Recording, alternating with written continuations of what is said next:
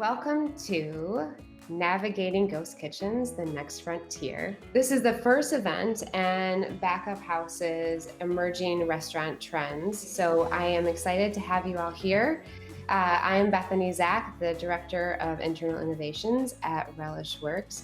And I have with me a group of panelists that I'm really excited that were able to join us to talk about this particular topic. I'm going to introduce this group in no particular order. I have Becky Mulligan, who is the CEO of Le Pain, Little Beat, and the Little Beat Table. We also have Alex Cantor, who is the CEO and co-founder of Next Bite, Kristen Barnett, who is the COO of Zool, and Jim Garofalo, who is the COO and CFO of Goddess and the Baker. So welcome, everybody. Thanks for joining us. This is brought to us by Back of House, which is a restaurant tech solution marketplace, which offers tech solutions, services, and vendors for restaurant operators all in one place. And you can learn more about Back of House by visiting backofhouse.io. So I'm going to just start a little bit about talking about ghost kitchens. So ghost kitchens are poised to become a $1 trillion industry by 2030. That's right, $1 trillion. That's a lot of zeros, and pretty crazy to hear when you say it out loud. So this is an industry that was gaining popularity before COVID, and I would say even after COVID really took off. In terms of an opportunity for operators to generate additional revenue and just think differently about how we service our customers. But it's also a term that gets thrown around quite a bit and is pretty broad, but can be executed in a variety of different ways. And so I think what I'm excited about is our panelists represent the different ways in which it's being executed and are all experts on it in their own right. So I'm going to start by just trying to set some context with our audience by defining and explaining the different ways in which ghost kitchens can actually be executed. So Kristen, I'm going to start with you, and then I'll move over to Alex. Most restaurant operators think of ghost kitchens as being a separate offsite kitchen that makes food. But Kristen, can you give us some background on how ghost kitchens became a thing and how ghost kitchens definition has evolved? Sure. Well, first of all, Bethany, thanks for having us. So obviously Zool is one take on how ghost kitchens are now executed. But really how they came to be and how Zool came to be was a realization that food delivery was just taking off. With the growth of the third-party apps and just our familiarity within restaurants in New York City, we saw that delivery was easily growing over 20% each year. And that was before the pandemic. So what became an opportunity that our co-founders identified at Zool was that restaurants could take advantage of this growth and also their existing brand and customer base and find a space that was purely optimized for the execution of these offsite orders that didn't need to be attached to their experience in a brick and mortar restaurant, where perhaps there was a lot of overlap in the operations and the experience of the guests who are trying to dine in, but delivery drivers who are trying to barge in and pick up the orders and move as fast as they could. I mean, these were just two different operating models that had a lot of conflict, you could say. So our take on ghost kitchens was to build a facility that was purely dedicated to the execution of food delivery orders and catering and other offsite activities. How it's evolved, though, is obviously probably more speaks to Alex's world over at Next Bite. Really, any kitchen can be a ghost kitchen. It just refers to the fact that you do not have that front of house experience for guests to access. So that could be leveraging really any kitchen, maybe one that you already have and you just want to cook different brands out of it. Or it could be utilization of a second gen kitchen that maybe has a front of house that you just choose not to use, since there's so much, kitchen inventory on the market these days. So it's certainly evolved from our first take, and it's been really interesting to see operators that we work with approach it in a number of different ways. That's great. Thanks, Kristen. Alex, Ordermark has been helping operators optimize off-premise and fulfillment with its aggregation platform. And now NextBite, as Kristen was mentioning, is leveraging that background and is taking a very different spin on ghost kitchens. So can you tell us a little bit about how you've looked at this opportunity and what you guys have done? Sure. Well, thanks again for having me and great introduction, Kristen. Very good overview. Um, back in 2017, we saw the emergence of these really commissary kitchens or these centralized kitchen spaces that were optimized for a delivery only experience, which has a lot of benefits for brands that are looking to expand their delivery footprint to a new territory.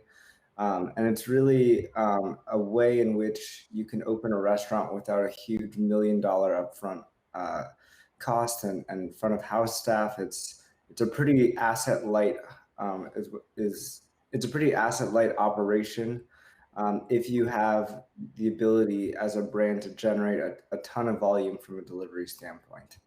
But then what we've seen is of the 800,000 restaurants in the U.S., over 90% of those restaurants have extra capacity as it is, and so the need for additional kitchen space to us seems unnecessary when there's so many underutilized kitchens as it is. So we've really focused, especially in the last year, on helping restaurants maximize these underutilized kitchens by layering virtual restaurant menus and brands on top of their existing businesses. So we are basically decentralizing the cloud kitchen model and turning any restaurant into a ghost kitchen fulfillment operator, so that one restaurant can be running their brand plus up to 5 or 10 additional concepts using the same infrastructure that's already there. The rent is fixed, the lights are already on, the staff is already in the kitchen, whether they're doing one brand or 5 brands. It's a great way for restaurants to add a couple $100,000 a year in incremental gross sales. So that's been our area of focus with NextBite, and we've built these turnkey brands that make it really easy for these restaurants to just turn on these extra orders. That's great. Thanks. So, my takeaways here is, where Ghost Kitchen started was a way to really help operators own that off-premise experience, as well as make sure that their in-dining room experience was key and executed flawlessly. And now we've really pivoted. While those things will remain important, but it's also now an opportunity for operators to think about generating revenue without the same capital fixed costs that we've seen in the past. It's great. Okay, so I want to turn now to our two panelists that are operators that are executing these different kinds of ghost kitchens. So Jim, I'm going to start with you. You've been working with Alex and the NextBite team. Can you tell us a little bit about what initially attracted you to the idea of ghost kitchens? Sure. The fact, pre-COVID, we weren't interested. We felt like we were too busy to really be able to execute both at the same time. And I think we just didn't really look into it a lot. There's a lot of cloud kitchen discussions in Chicago going around, a lot of little seminars people were doing, trying to get people in to open a site in a cloud kitchen somewhere off-site and run brands. What interested us then after COVID is sales went to, decreased by 75, 80%, but we had employees. And we wanted to keep the employees going, and we ran into NextBite, and it was a great opportunity to explore the whole ghost kitchen concept and understand it, and gave us a lot more time to understand it, and it helped build our brand. And we learned a lot of things from NextBite, the way they do things and the way we do things, and the integration with Ordermark and all of that just changed, and it gave us a lot of time to keep staff on, help our brand grow, and I think it's there. It's going to be around for a while. Great. You do. Becky, same question to you. I know you are executing ghost kitchens in a variety of ways. So maybe you can talk a little bit about how you've approached this, and then why you chose different paths for your different concepts too. Yeah, thank you. First, I appreciate the setups, and it's interesting to hear the different perspectives on ghost kitchens from each of these viewpoints. For my team, we've really reflected on pre-COVID. We were trying to solve the problem of not having enough capacity, specifically in our Midtown Manhattan restaurants at lunch. We had more demand than we could serve, and even with efficiencies and throughput and things like that in our restaurants, we still found that we had more demand. And so that's when I started talking with different kitchens and different organizations. It's actually where I first met the team at Zool, to figure out how we could offset the brick and mortar restaurants we had with moving our delivery offsite to gain the extra capacity in restaurant. And it just seemed like a good problem to have, but also a big problem to solve. As soon as we were starting to kind of get our bearings on that, COVID hit. And all of a sudden, especially again, our Midtown restaurants, we had empty kitchens and no customers. We actually were completely dark for eight weeks in most of our restaurants, 10 weeks in some of them, before we even picked back up for delivery. So it took us to having a new problem to solve, and the fact that now we had lots of kitchens. There was nobody walking on the street. I could walk through Times Square and 8 o'clock in the morning and not see another human being. And so we had to figure out how to get food to where people were that needed food and that wanted food. And so we started doing integrations we hadn't done previously, with various third parties. But then we also started thinking about, how do we pull our brands together? We have the benefit of having multiple brands, which we had always worked with in a kind of segmented way, where each of them was doing their own, approach to delivery, to, all the different ways that they would execute in their kitchens. And again, I think, Kristen, thank you for amazing partnership, because as we started working with Zool, I think it really just started opening up that, hey, we're talking about a different thing than we had talked about prior to COVID, but now we have somebody who has a great technology overlay, who understands operations, and we were able to figure out how to pull together our brands and start offering them together versus separately. And so that was a really interesting journey for us. The other way that we've approached, I would say, ghost kitchens or even virtual brands is, again, we found ourselves with a lot of kitchens and a lot of people. So we decided, hey, this is a great opportunity to start some new brands. And so the chefs got in the kitchen, started looking at all the different ingredients that we had, and said, hey, what else can we create? So they created a taco concept from the Little Beat SKUs, and also kept it gluten-free, which was, a really fun process. And we also found that now, hey, people like this, and they like the fact that they can get clean ingredients and healthy tacos. So we started exploring a little bit more about, it doesn't matter what our sign says outside, we can create a brand inside, much to what you were talking about, Alex. And nobody has to know, it doesn't even matter. And so we then took it a step further, and because we had full serve restaurants with full bars and everything in Connecticut and in New York and in DC, we also decided to integrate our fast casual concept into those kitchens. There was no reason we couldn't deliver the menus from our fast casual or our virtual kitchens in those markets, and it just gave us another point of distribution. So we, had to rethink, where normally we had to have a CDC and 5 sous chefs, and the whole normal back of house situation going on in these big restaurants became kind of assembly production cells for fast casual concepts as well. So I think just a couple examples of how we've pivoted or changed our thinking. I think the last one I would share is, we did acquire Le Pen Quotidien US back in July. So mid-pandemic, I also, found myself with a new brand that had never done any kind of delivery, any kind of offsite production, had just been an in-house brand. And so we quickly tried to figure out, how do we get this food to a format that we could get to customers? And that's been a lot of fun as well. So we pulled it in with our other brands. Again, the first place we started was with our partnership with Zool, in creating kind of an aggregated way to surface those menus to customers. And that has been a lot of fun as well. So a couple examples of it. It's great. Jim and Becky, I want to dial in just a little bit, like, as you guys talked a little little bit kind of about that initial journey that you had as you explore this option.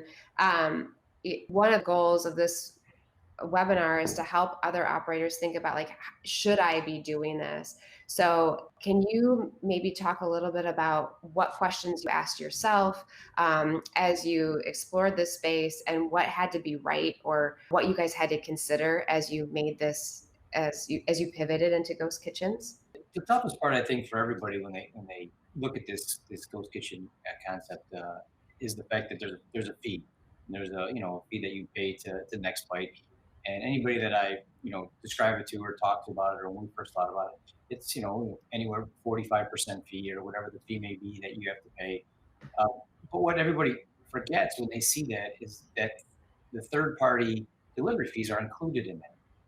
And if you had to do that alone, you're anywhere from 20 to 30% that you'd be paying any one of these third-party concepts anyhow. So the percentage is really only maybe 15%. But what we found is that menu prices can be increased for the convenience for the person that wants us to do the delivery. So if we were selling a hamburger out the front door and it's $6, we know we can raise it at least 15% to help cover for that. And it's not really a pass on that you're penalizing. You're not penalizing the customer.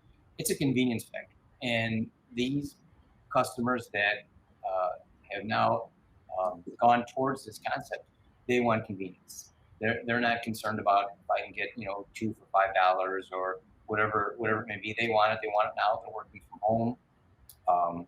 They are probably going to continue to work from home for a longer period of time. They're getting used to this is the new way. I know Beth and you, we discussed drive-throughs. When I was a kid, drive-throughs were the newest thing, and everybody all of a sudden drive-throughs took off, and everybody now drive-through is like second nature. Kids don't know a restaurant without a drive-through. I think this is the next drive-through component piece in the food business, that it's convenience. They're home more. It's not, the cost is not that great. Again, just like Becky said, we had all these kitchens and we had nothing to do. I mean, literally standing around, and it was a great way for us to help these people with their job, stay on, and get the food back out there and focus on growing our brand in a different way that we never thought we were going to do pre-COVID. Yeah, and I would say I have, of course, the same considerations on. I think when you first enter into it, you think about what percentage of my margins am I giving up, but you have to switch your mindset and think about, what is the opportunity that you're capturing. And so we definitely worked through that as well, and also leaned into convenience. So very similar, to what Jim was saying. But I think a big aha or moment for my team where we really had to push through, and this was ghost kitchens and virtual concepts was the kind of the thing that nudged us, was that we had to quit setting barriers for ourselves and stop saying, well, this is the norm, or this is what it's always been, or you can only cook broccoli 10 pounds at a time, or you can only do something this way. And so I realized they really just needed permission to, like, throw away everything they've always known, and think about doing things differently. And so while that impacts all of our operations, and I think we hopefully coming out of the pandemic much stronger than we went in, and how we think about and how we do things. But I think in able to execute well in the virtual and the ghost kitchen space, you just have to allow yourself to realize it's a different, it's oftentimes a different operation. There might be, different people that you're working with, you're interacting with each other in a different way, and that's all great and it's okay. But I think that the change management aspect of it can so often be forgotten, that it is a big change for the team, and you have to just be intentional and cognizant about bringing the team through the change and being effective in leading that. Once the team has gotten used to it now, it's second nature. You're right. It was a little bit tough at the beginning. They looked at it and it was a lot. It's a lot of products and a lot of material. But once they got it, and now it's like they're like, this is easy. It's nothing any different than really a menu change. I think they look at a menu change drastic menu change the same way. This is difficult. 6 months go by, and that menu change is like out the door, and they totally forgot about it. Alex and Kristen, if you guys you've worked with a lot of operators, are there other things that you would recommend that operators should, think about too, that you've seen? Yeah, I mean, it has just been like amazing working with Becky and the team over at Little Beat and Le Pen Quotidien. I mean, to see a team realize, the power of all of their IP, all of these brands that they operate, and combine them to better utilize their existing kitchens and put their teams, back to work with more concepts out of just a single location has been really amazing. For us at Zool, we, during the pandemic, or the early phases, we're still in it, but during quarantine, really focused on building our own in-house technology. Our original idea was that we were just going to create our own multi-brand online ordering experience for our ghost kitchens, facilities, and it's powered by our back of house pack out technology. And that was going to be it.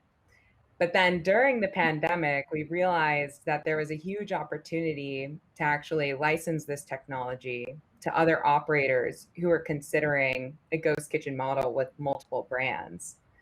And what we're trying to do is, while we realize third parties, offer a really important tool to go and connect with, new customer bases, and you pay a fee associated with that, of course, the 25 to 30%.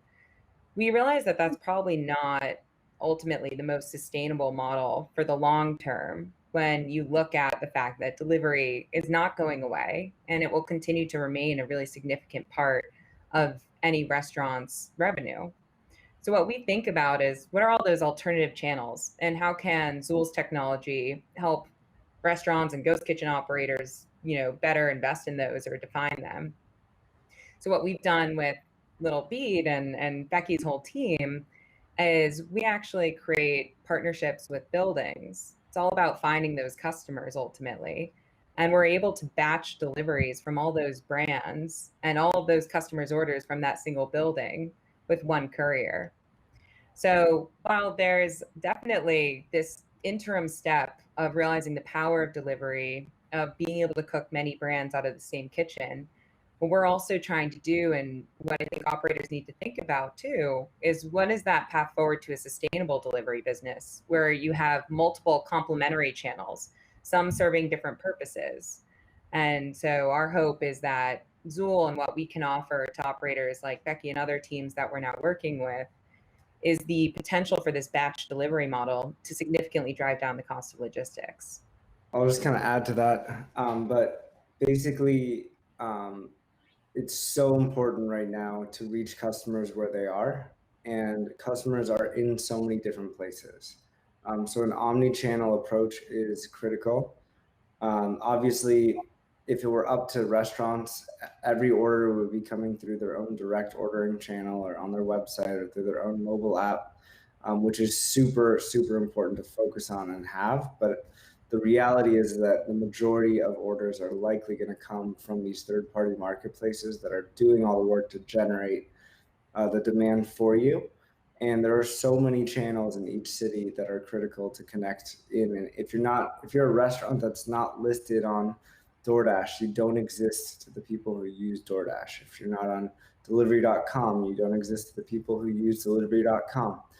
So it's really important to have as much exposure and visibility through all these different channels right now, and continue to experiment too. I've seen a lot of restaurants have great success using frozen shipping through Goldbelly, or finding new ways to make up for their loss of catering business by doing individual meals that can be distributed. But basically, right now, it's just so important to reach customers where they are, wherever they are, and to really go deep to figure out where they are and be everywhere. And obviously, through our Ordermark technology, we make it feel like being on one platform instead of being on 15 different platforms, because that's what makes it manageable from an operation perspective. But it's something that I think more and more restaurants are realizing that they can't just rely on a couple of channels or one channel anymore. Yeah, I think that these are such great things for operators to consider. So, what I heard from the four of you as you were all speaking, operators seem to be thinking about some of the same things that they think about when it comes to third-party delivery. Do I want to reach new customers? Where do I want to reach them? How do I want to reach them? They should be thinking about what opportunity exists versus maybe, how is this also going to affect my bottom line, but take a more positive approach to that question. The other thing that I heard is consumer expectations are shifting. So making sure that we are meeting them where they are and where they're going, I think is really key to exploring the opportunities that come with ghost kitchens. And then I think the other things that really stuck out to me were I heard about examining your capacity and thinking about how you can help your staff through this time, what you can do with the assets and the resources that you have at your disposal today, giving yourself permission to also just try something different. But then I think the other key, and Becky, I think this is really important too, that you talked about, is making sure that you help your staff and your team through the change aspect that comes with it. And so that they don't feel like they're navigating this in the dark, but they have the support and they know exactly what's happening and why it's happening. So I think those are all really good points. Thanks, you guys. I want to talk then about, like, as an operator says, like, yes, now this is something I want to do. I think the next part of that journey can be, okay, how do I find a partner to help me with this? So Becky and Jim, I'm curious, like, as you thought about partnering with Zool and you thought about partnering with Nextbite, like, what things did you look for in your vendors that you needed to feel confident? Can you guys talk a little bit about that? Well, as I mentioned early on, we were sort of having a change of what the problem was we were trying to solve. And Sean from Zool actually reached out to me and he's like, hey, I think we can partner in a different way and it'd probably be good for both of us. So let's figure it out. And we engaged in conversations for months, actually, just saying, okay, here's what I'm trying to solve. Here's my problems. Here's what I can do. And he's like, okay, here's what I can do.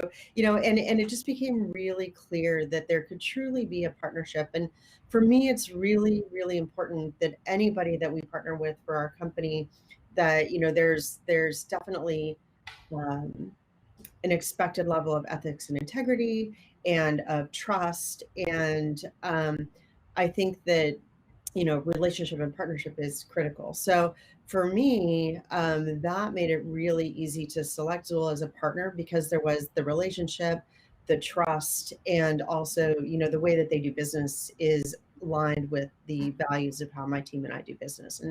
And coming from the point of view of being really value-based in our organization, that is critical. So that for me is kind of entry into the game. Secondly is, what does the technology look like? What are the integrations we're going to have to do? Is my tech stack going to handle it? Do I have to, hire someone to do something else? Do I have to, get the whole IT team involved? All of that then comes into play of, like, the logistics of, okay, we're like, who, and also the how has to make sense. So as Kristen was talking about the technology that they have and the idea that they had already gotten ahead of the game in creating the relationships with the buildings and creating access, which in New York specifically is challenging.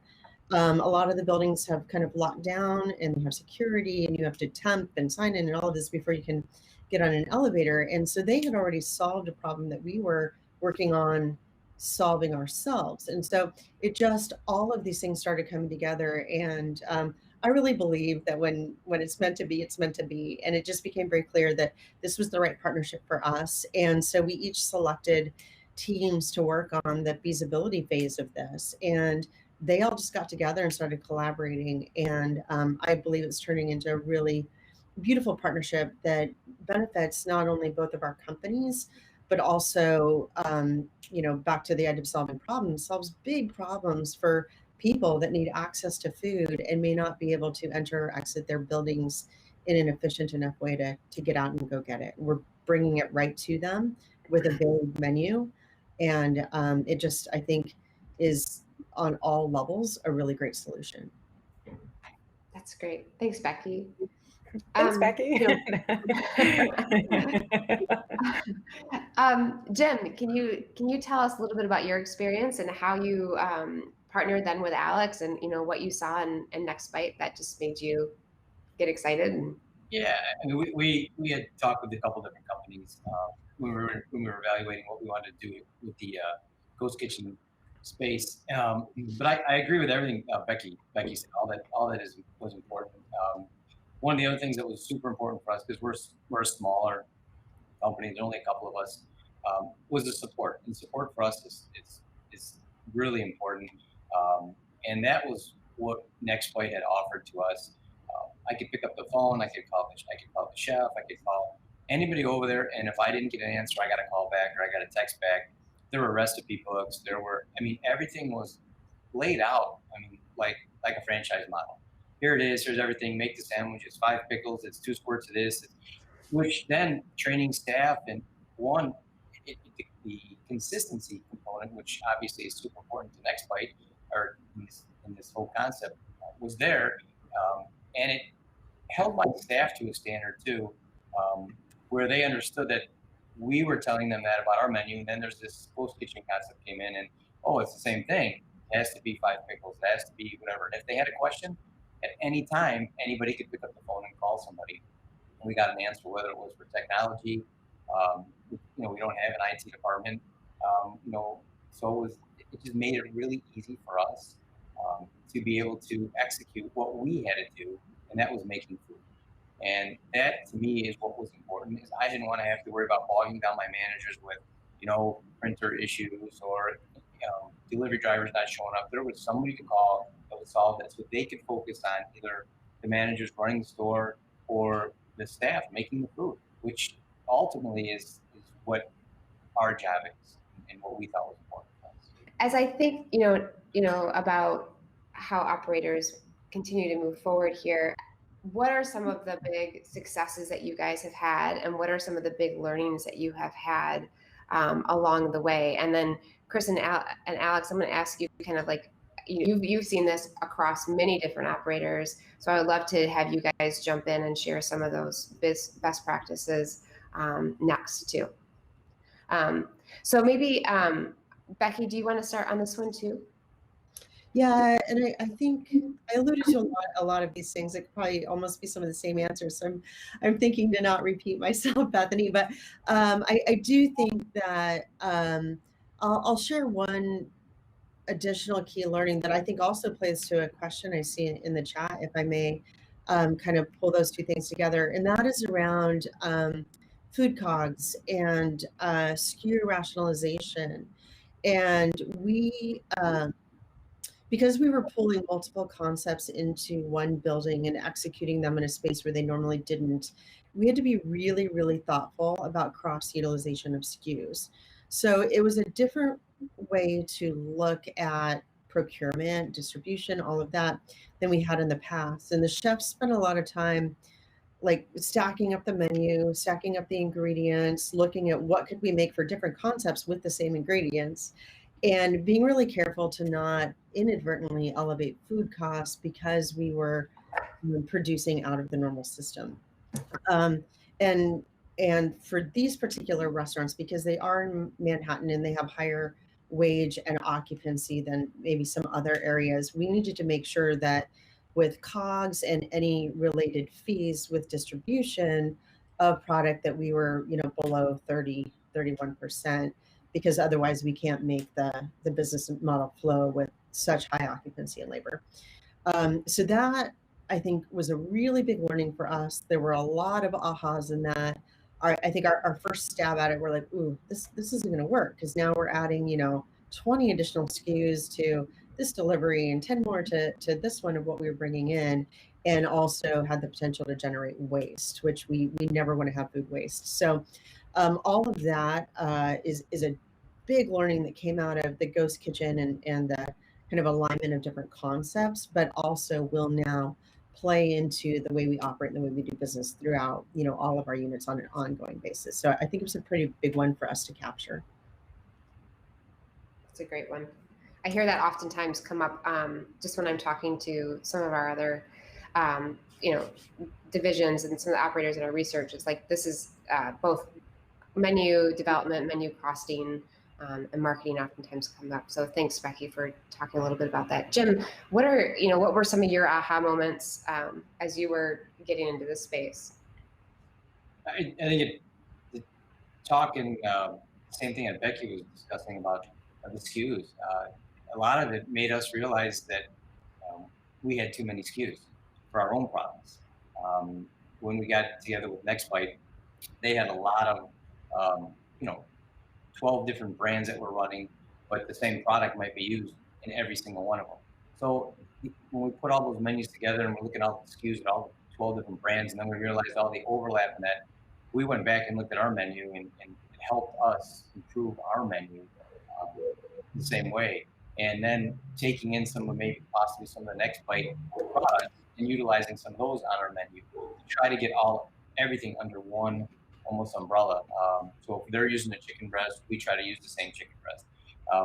It's just trying to streamline the process, which I think going forward this has made our menu a little bit smaller. Helped us with that. Really focus on that. We had the time because of the slowdown to really focus on menu and key mix and profitability of each one of our products. And just because it sells a lot, is it the right product? We have to raise the price. Maybe we shouldn't be selling it. It just made us really look at things a different way. Really with that SKU. I mean, it'd be ultimately be the best to have one product and sell 7 different things. So we looked at it with that kind of approach. Helped us out a lot. I'll quickly just share that there are so many restaurants that were not at all set up or designed for an off-premise experience.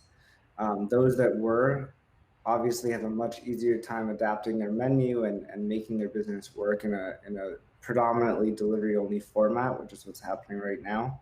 But for all the fine dining and full-service restaurants, and, more breakfast concepts or coffee shops that are not really in a category that's known to do well with delivery, it's really, really devastating to watch how operators are struggling right now and figuring out ways to adapt their business so quickly.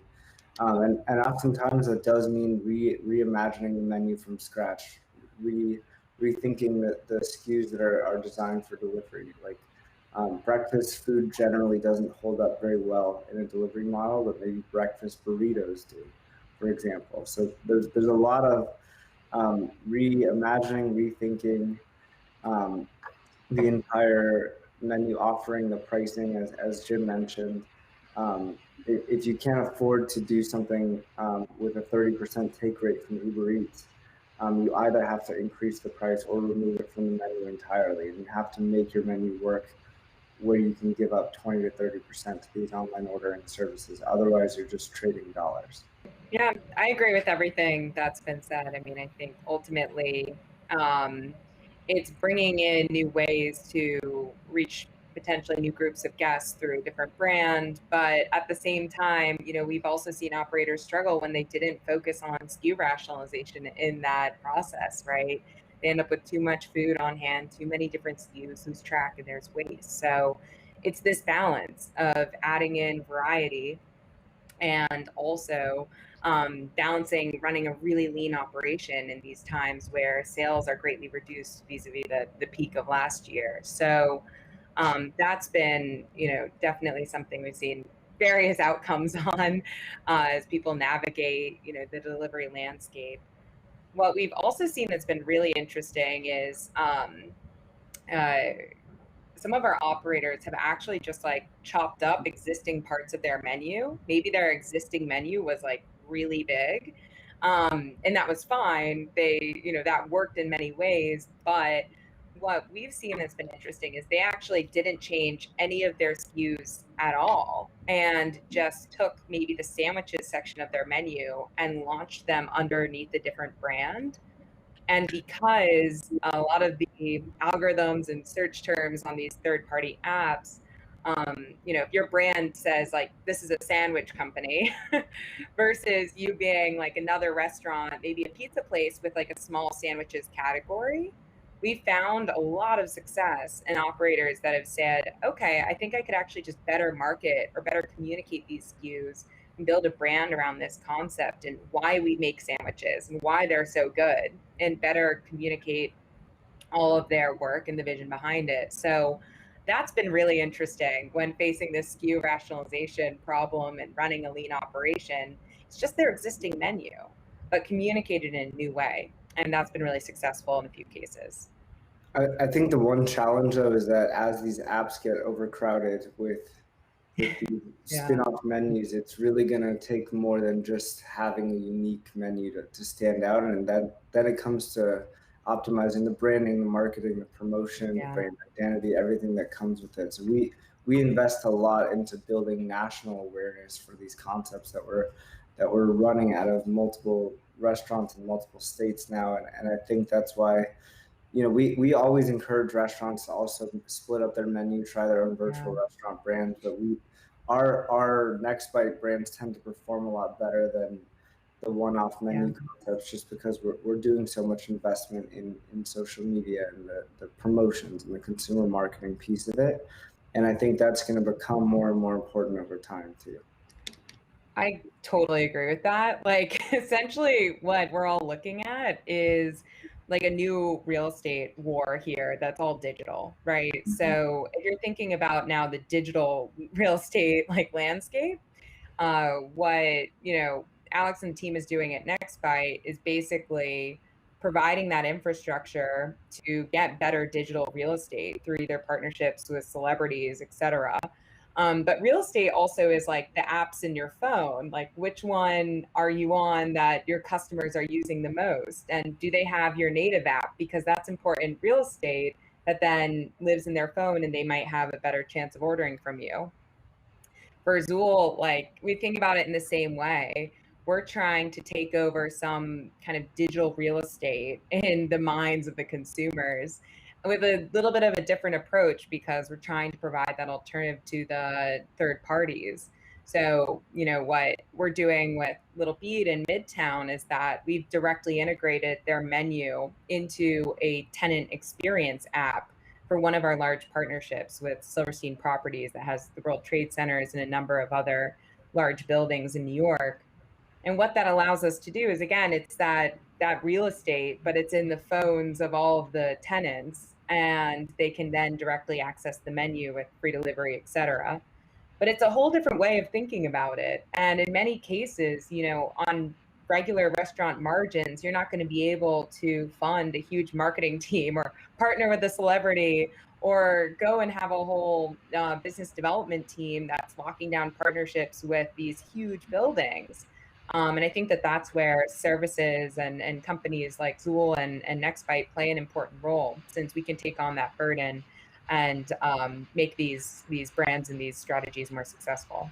As we think about post-pandemic and just the future of the restaurant industry, what do you guys think the ghost kitchen space looks like in 5 years? And I'm going to ask this of all of our panelists. I'm curious how you guys think this fits into your operation and just how this will evolve. I consider this to be restaurant 2.0. Whatever we did in the past, pre-COVID, I think is the old way, if you want to put it that way. It's 1.0, and now we're at 2.0. I think this has changed the face of the restaurant business forever. I think we were always going in this direction, but this gave us the boost. We now got the 6-foot ladder. We went from the first rung all the way to the top in a matter of a year, and this is the way it's going to be. Delivery, convenience.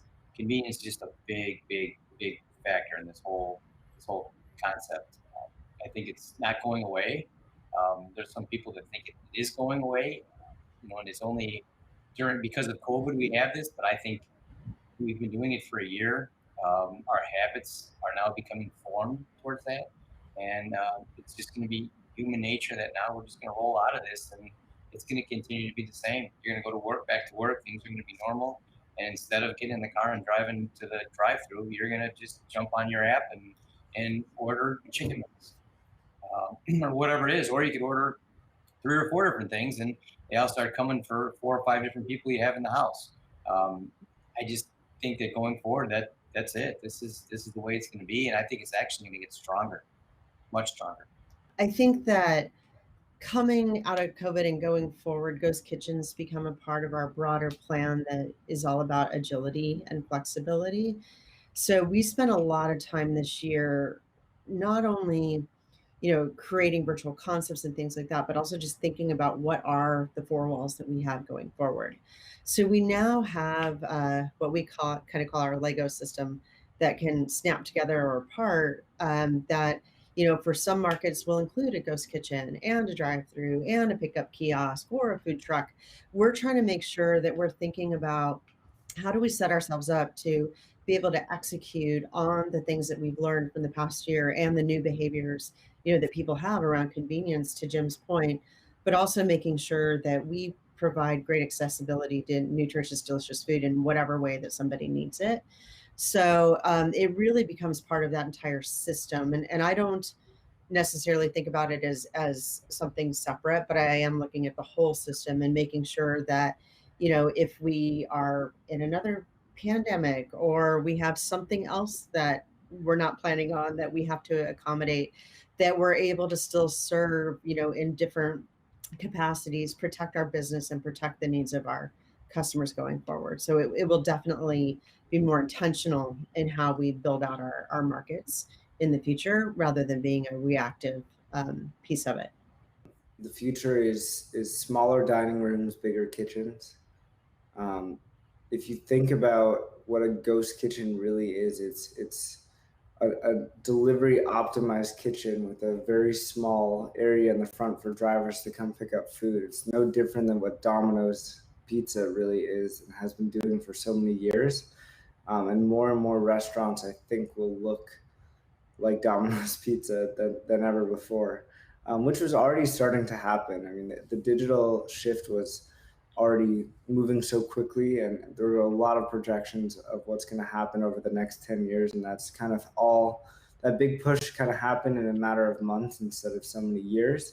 But I foresee the need for large seating capacities becoming less and less over time. There will undoubtedly be restaurants that are designed for an experience, that are still meant to go have a celebration or go on a date or take your family. But I think there will be many more restaurants that are specifically designed and operating for a takeout off-premise experience. I completely agree with that. I mean, I think the nature of the restaurant business is forever changed. And, to Jim's point too, it was already changing. So really where we think this is going is that since pretty much any kitchen can be a ghost kitchen, we believe that ghost kitchens are forever just a part of restaurant strategies going forward. I think that no matter what, you're going to be looking at running a successful delivery-oriented business, and that is going to have that omni-channel approach where it's customer acquisition on the third parties, but ideally driving back into native channels when possible. We also think that because of that, your brand success is going to be largely determined by the way it lives online. And similar to what we've seen happen in retail, really your in-dining experiences are going to be more of a brand and marketing expense, if you will, than perhaps the ultimate core of your business as we continue to see behavior shift towards delivery. And beyond that, I think that, when we do a lot of specific work in the real estate world, we believe that, buildings and landlords and offices are starting to relate to food delivery differently. I mean, a lot of these people have now woken up to the fact that there are tons of couriers entering into their building. Tenants are always having to come downstairs. Things can get lost, they're just experiencing their buildings in a new way. And so we also believe that a lot more landlords and offices are going to be thinking about food delivery as an amenity or, something that they can white label brand themselves. The rise of these tenant experience apps as a way to better interact with everyone in your building presents a really huge opportunity for food delivery to play a role in the amenitized experience of staying in a building. And we're hoping to create ultimately more efficient and connected models of food delivery powered by ghost kitchens, like what we're doing up at 50th Street with Becky and the team, but ideally in a much broader capacity with just generally the rise of ghost kitchens in all major urban markets at this point. I'm conscious of time. I just want to say thank you so much, you guys. This has been such an incredible panel of experts and people that are living this. Your insights, your experiences I think will be incredibly valuable for our audience. And for our audience that's still with us, I would just encourage you to, if you want to connect with either of these vendors or hear more from operators like Becky and Jim, please visit backofhouse.io and reach out, and we will make sure that we can connect you. So thank you so much, everybody.